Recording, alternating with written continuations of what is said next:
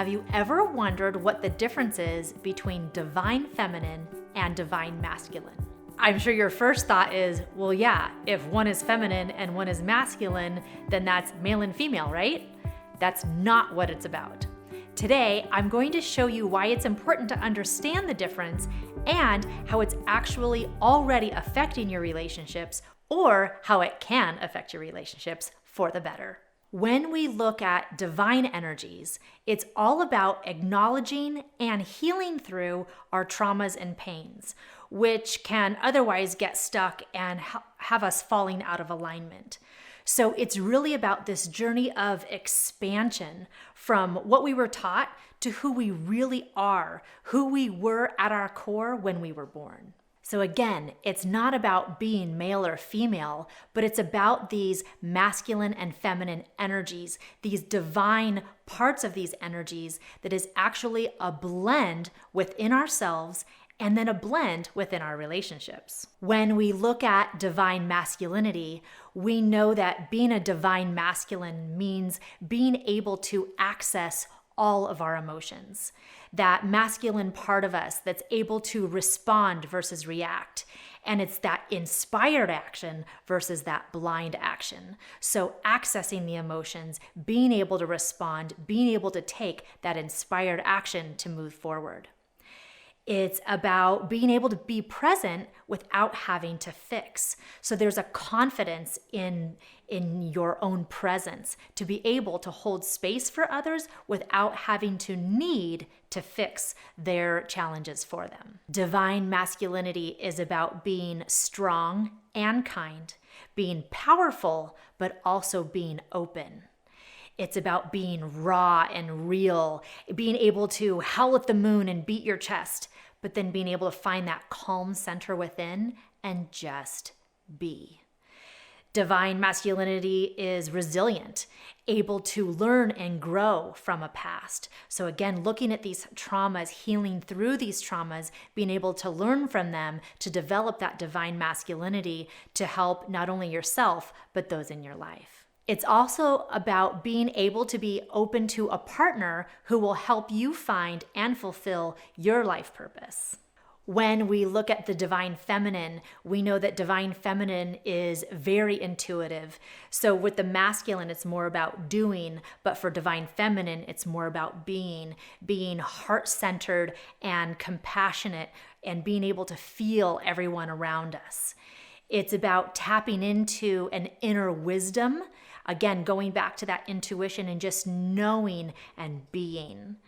Divine feminine is very accepting and very forgiving, knowing that when the people around us are quote unquote misbehaving, it's not something that is happening to us, but just humans being humans. So that divine feminine energy is very much about being able to accept people as they are and then forgive them for the ways that they might be if it's not in alignment with what we're wanting.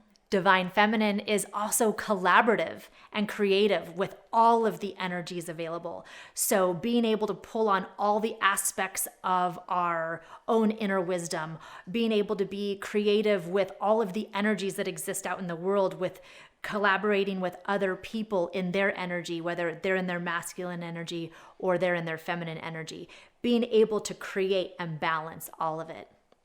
And lastly, divine feminine is very introspective. It's all about going within to be in the moment, going within to bring this energy out for ourselves and for the people around us.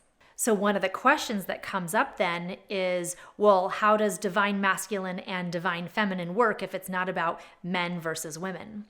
So here's the thing. We all have masculine and feminine energies within ourselves.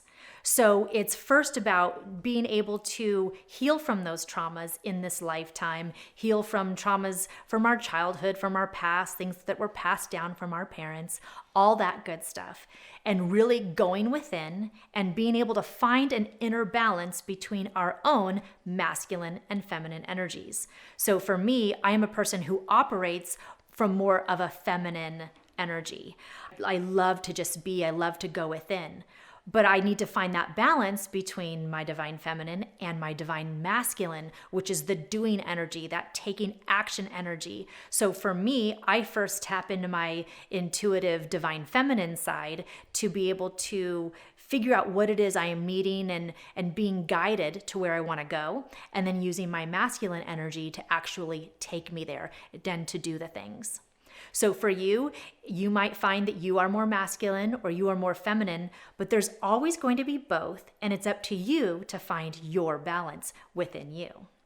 Now, when we look at how that shows up in relationships, I have my divine masculine and feminine energies that are finding their own inner balance. It can be a little bit different on a daily basis, but now I have other people that I'm having relationships with in my life. So they have their own blend of masculine and feminine energies.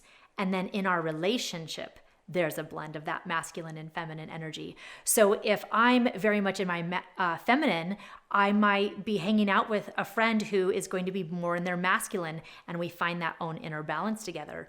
Or maybe we're both in our feminine energies and we find ourselves in this balance of being. There's not going to be a wrong way of being as long as you're taking that time to go within, finding your inner balance and finding that balance within your relationships. John Gray actually writes a little bit about this in his new book, Beyond Mars and Venus. And he's talking about in relationships how we as a society have shifted from what he calls a role mate relationship into a soulmate relationship.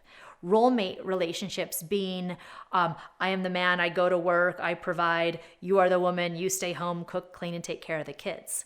That's very role mate. That was how our society was kind of built. And that's good. For people who want to be in that kind of relationship, that's good. And now we're in this new age of relationships where things have really shifted, where more women are going to work, men are being stay-at-home dads. So we're finding ourselves in this new blend of what's masculine, what's feminine, how does that show up in relationships. So if this is something you'd like to learn more about, I would encourage you to check out the book if you are wanting to learn more about how to move from the role mate kind of relationship into a soulmate relationship. There's some wonderful tips and tools in there about how to find that inner balance between those masculine and feminine energies within each relationship in your life. What makes me so passionate about this topic is knowing that we are at a place in our society, in our growth of our human beingness, where we are able to move from more toxic energies into more divine energies. And it's all coming down to the healing of trauma. So if this is something that you are curious about, something that you feel called to, I would encourage you to start looking at your own stories, your own belief systems that were created in life. Because chances are, if you're watching this video, there's something inside of you, a divine inner wisdom inside of you that's calling you to dive deep and become that more divine, present version of yourself. And if you're ready to learn some more, watch our next video, What's the Difference Between Divine Masculinity and Toxic Masculinity? This has been your Ray of Sunshine. Thank you for joining me, and we'll see you over there. Hit those divine keys on your computer and watch that next video.